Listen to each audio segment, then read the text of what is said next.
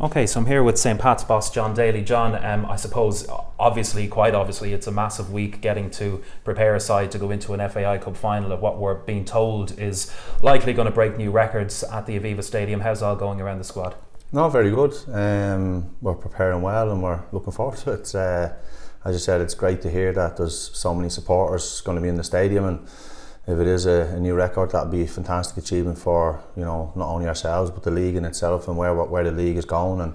And I think it's a credit to all the clubs, not just ourselves and Bows. I think it's a collective effort from everyone involved to really drive the league forward. And obviously it culminates in this game at the end of the season, and one, as I said, we're very much looking forward to.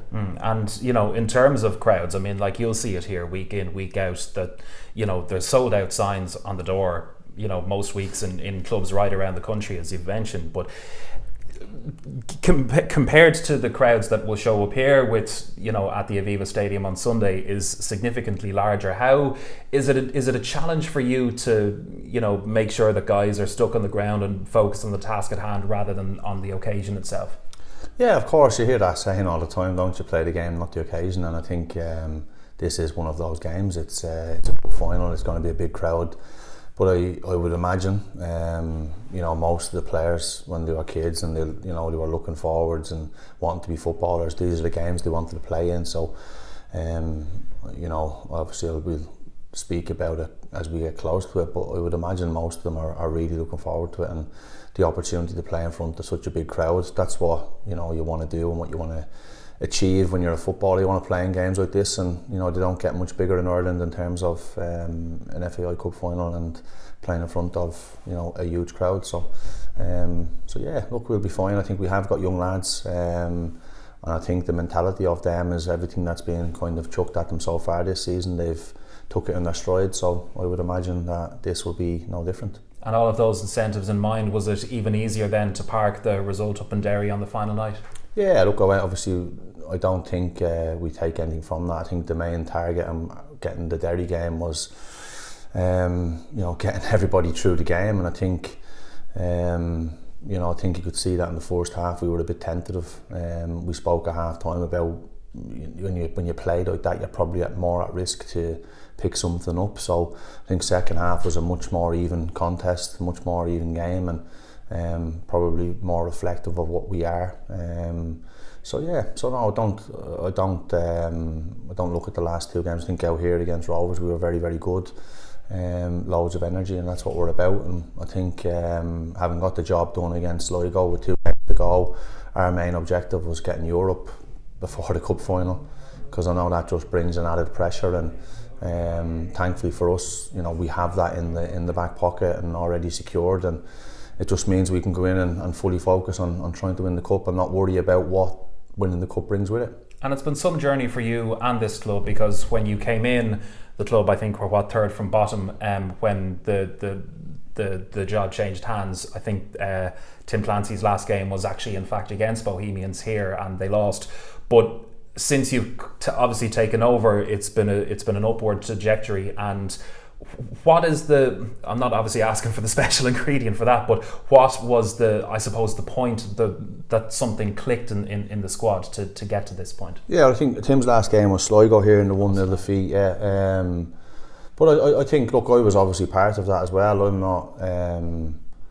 not kind of absolved of I was part of that management team, and it didn't work for us at that stage of the season. So but in terms of what I've done, I've just changed a few little things tactically. It's not been major. I think a few little more demands in certain people in certain areas, and then on the back of that, when you get a result, we obviously went down to Cork. We were behind in the game, came back and won 3-2, and I do believe that winning games breeds confidence, and we've been very, very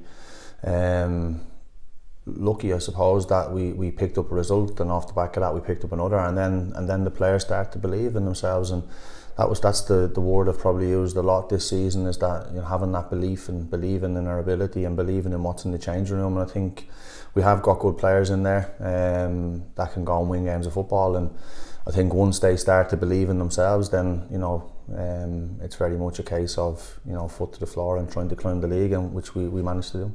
And your record against your opponents, Bohs, on Sunday is quite good this season. Only dropped 4 points, and the last one only recently, when in fact you knew that, you know, you'd be facing Bohs anyway in the cup final. Good dress rehearsal. Yeah, well, obviously we went through there in a huge game. It was a must-win game for both teams, I think, in the kind of race for Europe, and we managed to come out the right side of that with a 2-0 victory. So we obviously very well aware of the threat they pose, the players that they have in their team that can cause you problems. You know, but on the flip side of that, we've got very good players that can cause them problems, and it's cup finals. You know, I think it's very much about who turns up on the day, and if we turn up and we're solid defensively and we manage their front 4 or 5 players going forward, then I think we've got a great chance. Where do you see the main threat within that Bohemian squad to you picking up a trophy this weekend? Well, I think obviously you're looking at Afolabi. He's a big handful and he's a threat. I think James Clark is a fantastic football player. I think he picks up great positions. Their relationship, the two of them, I think Afolabi is on the move before James even receives the ball, and his way to pass to slip him in at times is very, very good. You've seen that in their recent game against Cork. So I think there on the sides of the pitch they've got good wingers, good fast attacking wingers. So I think all over the park they've got good players, but I think their main threat for me is their front 4 when they win the ball back, how quick they break. And if we can manage that, I think we give ourselves the best opportunity. How important will the experience of guys like Chris Forrester be? Because looking at that jersey on the wall there, the last time he's played Bohs in the cup final in 2021, he in fact scored in that. So how important is that experience for guys looking up to him? And indeed, like Anto Breslin, who was in here a couple of moments ago, obviously he played for Bohs that day, but still the experience of a big cup final. Yeah, I think the senior ones in the squad are massive. I think they've had that experience, that exposure to it.